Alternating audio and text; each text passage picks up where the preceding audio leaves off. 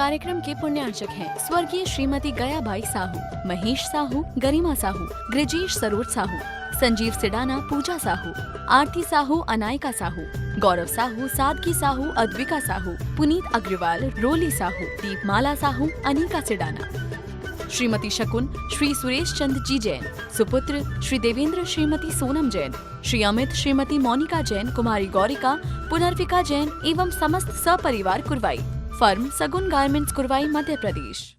भगवान महावीर के मार्ग को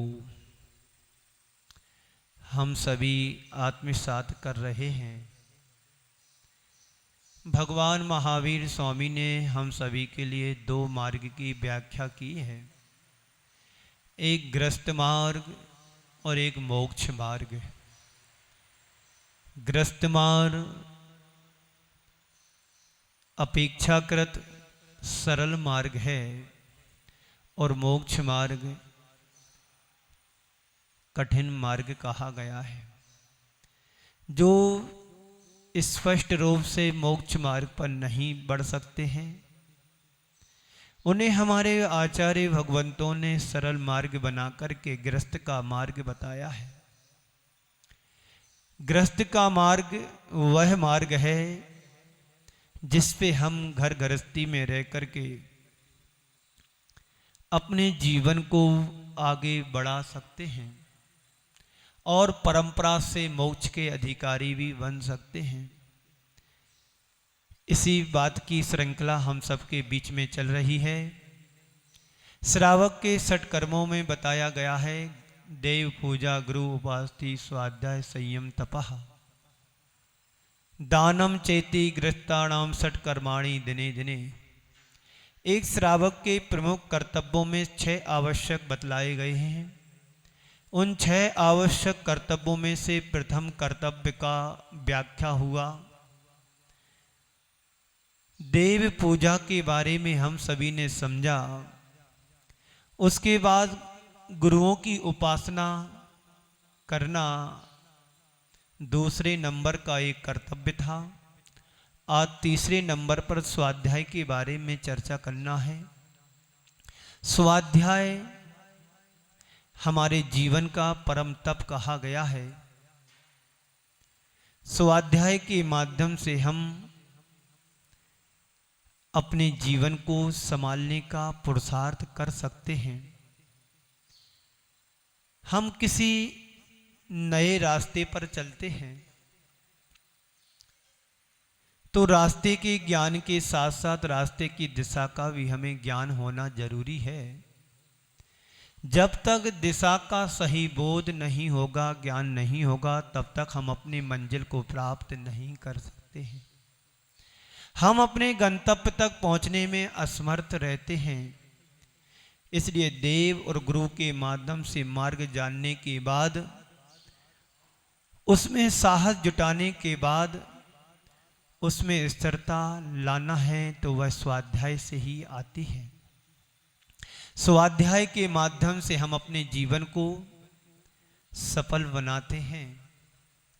ये सफलता हमारे लिए इसलिए जरूरी है क्योंकि जो मार्ग हमने अपनाया है, जो मार्ग हमने जाना है, उस मार्ग में स्थिरता लाना है तो स्वाध्याय के माध्यम से ही होती है, आती है।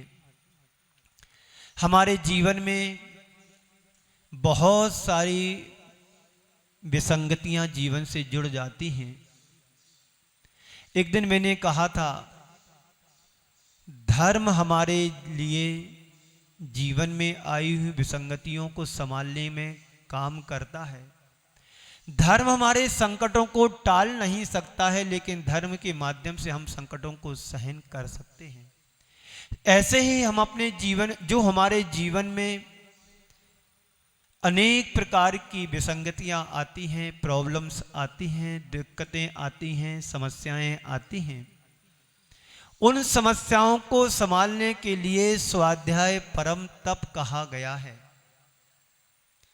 क्योंकि हम महापुरुषों के जीवन चरित्र को पढ़ते हैं, उनसे हम जो शिक्षा लेते हैं, उन्हीं संकटों को संभालने के लिए स्वाध्याय के माध्यम से हम अपने जीवन को संभाल सकते हैं। तो देव गुरु के माध्यम से मार्ग को जान लिया कि मार्ग कैसा है, उस मार्ग पर हमें कैसे चलना है। उस मार्ग पे जब हमारे पैर लड़खड़ाते हैं तो स्वाध्याय के माध्यम से उन पैरों में मजबूती जो आती है, महापुरुषों के जीवन चरित्र को पढ़ने के बाद ही हम अपने जीवन को संभाल सकते हैं। और इसी का नाम स्वाध्याय कहा गया है, जिसे गृहस्थ के कर्तव्यों में तीसरे स्थान पर रखा गया है।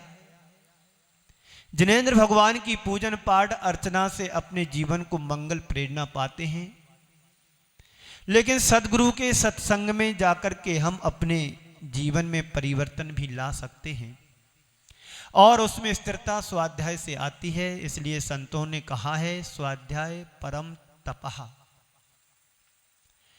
तो स्वाध्याय की प्रेरणा हमें आचार्य भगवंतों से मिली। आप पूजन करते हैं, यह भी एक स्वाध्याय है। आप किसी स्तुति को पढ़ते हैं, किसी की आराधना करते हैं, यह भी स्वाध्याय में आ जाते हैं। स्वाध्याय के कितने अंग बतलाए तत्वा सूत्र में? सूत्र कौन सा है? वाचना प्रचना अनुप्रेक्षा आमनाय धर्म उपदेश। प्रचना है, आमना है, उपदेश है और प्रचना है। ये 5 प्रकार के स्वाध्याय के भेद बतलाए गए हैं। उपदेश भी स्वाध्याय में आता है। प्रश्न यानी पूछना। आपने जो स्वाध्याय किया है, जो आपने पढ़ा है, जो सुना है, उसमें तुम्हारे मन में कोई शंका आती है तो उसके प्रश्न यानी पूछ करके समाधान पा सकते हैं। उपदेश जो हम आपको जिन वाणी की बात को बतलाते हैं, गुरुओं की वाणी को आप तक पहुंचाते हैं, यह भी एक स्वाध्याय का रूप है। प्रचना, वाचना, आप स्वाध्याय यानी पुस्तक को पढ़ते हैं, वाचना हो गई। आमनाए, जो परंपरा से आगम ग्रंथों को हम पढ़ते हैं, सुनते हैं, समझते, वो आमनाए के माध्यम से हम इस तरह से 5 स्वाध्याय के जो भेद हैं उसमें एक उपदेश भी आता है। इसलिए और कहा भी गया है कि स्वाध्याय के 2 प्रकार हैं। एक रूप तो ग्रंथों के माध्यम से हम स्वाध्याय करते वो है, और दूसरा रूप वह है स्वरूप के अध्ययन, 100 के अध्ययन से, यानी अपने स्वयं के ज्ञान से हम प्राप्त करते हैं। और दूसरा स्वाध्याय ग्रंथों के माध्यम से। इस तरह से स्वाध्याय के 2 भेद हैं। अपने परिणामों के अंतर विश्लेषण करने का प्रत्येक व्यक्ति को करना चाहिए, क्योंकि अंतः विश्लेषण नहीं करेंगे हमने क्या सीखा है, क्या पढ़ा है, क्या सुना है, और इसके यदि हमारे जीवन में कुछ भी नहीं आया तो स्वाध्याय करने का मतलब क्या? प्रत्येक व्यक्ति को दोनों प्रकार का स्वाध्याय करना चाहिए। ग्रंथों का अध्ययन करना चाहिए और अपने ज्ञान तत्व के माध्यम से उसको समझ करके जीवन में कुछ गढ़ने का पुरुषार्थ भी करना चाहिए। अगर हम अपने मन के विकार को दूर करना चाहते हो तो हमें सदग्रंथों का अध्ययन भी, स्वाध्याय भी करना चाहिए, क्योंकि स्वाध्याय में हमें वो चीज़ें लिखी होती हैं जो हमें पता नहीं होता है, जो हम जानते नहीं हैं। उन चीज़ों को पढ़ कर के, गुरुओं के मुख से सुन कर के अपने जीवन को बदलने का प्रयास भी कर सकते हैं। आप लोगों को अपना अनुभव पता होगा, जब आपको कुछ आता नहीं था, जब आपने गुरुओं से सुना, जब आपने पढ़ा और गुरुओं से सुना, तो आपकी धारणा एकदम बदल गई कि इस तरह से हमारा जैन दर्शन है, धर्म है। जब तक हमें ज्ञान नहीं होता है तब तक हम कुछ भी सुनते रहें, पढ़ते रहें, तो उससे कुछ तुम्हारा कल्याण होने वाला नहीं है। कल्याण तभी होगा पहले अध्ययन करो और उसको फिर गुरु मुख से समझने का पुरुषार्थ करो। करत करत अभ्यास के जड़मति हो सुजान, रस्सी आवत जात है सिल पर होत सुजान। क्योंकि कोई भी व्यक्ति पेट से सीख कर के नहीं आता है, सीखता यही इस धरा पर है, इस जमीन पर है, और सीखने के बाद फिर अपने जीवन को बदलने का पुरुषार्थ भी करता है। अगर हम अपने मन के विकार को दूर करना चाहते हैं तो हमें क्या करना है? स्वाध्याय करना होगा। जब हम शास्त्र पढ़ते हैं तो बहुत सारी जानकारियां प्राप्त हो जाती हैं। अगर शास्त्रों से प्रेरणा भी मिलती है और मार्गदर्शन भी मिलता है तो स्वाध्याय करने से हमें दो प्रमुख लाभ होते हैं। पहला लाभ तो यह है कि हमारे क्रियाओं में निर्मलता आती है और दूसरा कारण यह है कि हमारे जीवन में स्थिरता आती, जो हमारी चंचलता है उस चंचलता में परिवर्तन आता है, स्थिरता आती है, क्योंकि हमने जाना समझा पढ़ा लिखा और उसको समझ करके हम अपने जीवन में कुछ परिवर्तन भी लाते हैं। एक व्यक्ति मेरे संपर्क में था, अभी भी है। वह पुलिस में जॉब करते हैं, अब रिटायर भी हो गए। उन्होंने जब स्वाध्याय किया, पंडित सदा सुखदास जी की रत्नकरण श्रावकाचार्य पर जो वचन का लिखी है उसका स्वाध्याय किया और उसको पढ़कर के उन्हें लगा कि मैं तो बहुत बड़ा अनर्थ गलत काम कर रहा हूं, क्योंकि पुलिस डिपार्टमेंट एक ऐसा डिपार्टमेंट है जहां पर सब कुछ होता है, करना पड़ता, कराना पड़ता है। उन्होंने स्वाध्याय करके उन्होंने अपने जीवन में जबरदस्त परिवर्तन लाए, रिश्वत लेना बंद कर दिया और अननेसेसरी कामों से बचना शुरू कर दिया। अब सोचिएगा, एक पुलिस डिपार्टमेंट का अधिकारी और रिश्वत लेना बंद कर दे तो बहुत बड़ी ईमानदारी का एक प्रमाण पत्र है। ऐसे बहुत से लोग हैं। एक व्यक्ति शायद विदिशा के थे कि भोपाल के थे, उन्होंने प्रमाण सागर जी के पास जाकर के नियम लिया कि मैं आज से रिश्वत नहीं लूंगा। गुरुओं के संपर्क में आने के बाद, स्वाध्याय करने के बाद व्यक्ति के जीवन में जबरदस्त परिवर्तन आता है, बशर्ते उसको ग्रहण करे तो उन्होंने संकल्प लिया कि मैं रिश्वत नहीं लूंगा, पर उन्होंने छूट रखी सुविधा शुल्क की कि कोई यदि मुझे देता है तो मना नहीं करूंगा, पर मैं रिश्वत नहीं लूंगा। ऐसे कई उदाहरण हैं। एक व्यक्ति सर्विस गवर्नमेंट जॉब में था, उसे ढोलक बनाने का, सप्लाई करने का आर्डर मिला गवर्नमेंट की तरफ से कम 1000 ढोलक के 1 लाख ऐसा कुछ है। तो उसकी पत्नी को मालूम पड़ा कि ऐसा काम ये करने जा रहा, उसने स्वयं बताया घर जाकर के, हमारे लिए 1 लाख रुपए का मुनाफा हुआ है। बोले कैसे? पत्नी ने पूछा। पत्नी धर्मात्मा थी। बोले हमारे लिए सप्लाई करना है, कांटेक्ट लिया है कि वहां से माल लेकर के गवर्नमेंट को देना है, उसमें 1 लाख रुपए अपन के लिए मिलना है।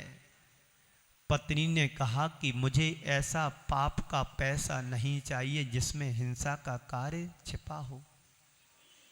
बहुत पति ने समझाया, लोभ आ गया कि 1 लाख रुपए कुछ करना नहीं है, वहां से माल लेकर के वहां भेजना है। बार बार पत्नी के कहने से नहीं मानता, तो पत्नी ने कहा कि जब तक तुम इस काम को, टेंडर को कैंसिल नहीं करोगे तब तक मेरा अन्न जल का त्याग। तो थोड़ा पतिदेव को लगा कि करना चाहिए पत्नी के कहे अनुसार, और वो पति को लेकर के महाराज श्री के पास जाते हैं। वहां पर संकल्प लेते हैं कि हम हिंसा का कोई काम नहीं करेंगे। तो ऐसे भी बहुत सारे उदाहरण हैं जो स्वाध्याय करने से, उपदेश सुनने से, गुरुओं के संपर्क में आने से ये सारी चीजें हमारे जीवन में आ जाती हैं। तो पहला तो लाभ है कि हमें क्रियाओं में निर्मलता, हमारी क्रियाओं में निर्मलता आती है, और दूसरी स्वाध्याय करने से हमारे अंदर स्थिरता भी आती है। और दूसरा है हमारे भावों में विशुद्धि बढ़ती है। गुरु बिन ज्ञान कहां से पाऊं? जो ज्ञान हमें मिला है गुरुओं के द्वारा ही प्राप्त होता है। इसलिए संत कहते हैं अपने जीवन को अगर सुखी बनाना चाहते हो तो हमें स्वाध्याय करना चाहिए। आप लोगों के पास समय कम रहता है। अभिषेक पूजन भी करते हैं तो कितनी जल्दी जल्दी करते हैं, जैसे कोई एक्सप्रेस गाड़ी निकल रही हो। और स्वाध्याय की बात करें तो बोले महाराज श्री मुझे टाइम नहीं है, मुझे समझ में नहीं आता है। बड़े बड़े ग्रंथ होते हैं, संस्कृत प्राकृत में लिखे होते हैं, समझ में नहीं आता है, इसलिए लोग दूर भागते हैं। हम आप लोगों से कहना चाहते हैं, आप लोगों की बातें भी मुझे समझ में नहीं आती, तुम क्या करते हो? तुम्हें ग्रंथों की भाषा समझ में नहीं आती, हमें तुम्हारी बातें समझ में नहीं आती हैं कि तुम क्या करते हो। स्वाध्याय परम तपा क्यों कहा है आचार्यों ने? क्योंकि स्वाध्याय के माध्यम से हम आत्मा से परमात्मा बना सकते हैं, और स्वाध्याय करने से हम अपने जीवन को निर्मल बना सकते हैं, और स्वाध्याय करने से हम अपनी समाधि को भी साध सकते हैं और साधते हैं। आचार्य गुरुवर श्री विद्यासागर जी महाराज ने सारी जिंदगी स्वाध्याय किया और कराया भी, तभी जाकर के अंत समय में किसी शिष्य की जरूरत नहीं पड़ी और समाधि को साध लिया। यदि हम लोग स्वाध्याय नहीं करेंगे तो ज्ञान ध्यान तपो रखता तपस्वी सा प्रशस्ति, ज्ञान और ध्यान में कितना व्यक्ति लीन रहेगा, तो उसको कोई ना कोई आलम्बन तो लेना पड़ेगा, तो जीवन कैसे टिकेगा? तो जीवन स्वाध्याय से टिकता है। मुनियों के 12 तपों में स्वाध्याय को भी एक महान तप कहा है। स्वाध्याय के लिए स्वाध्याय से श्रेष्ठ कोई तप नहीं कहा गया है।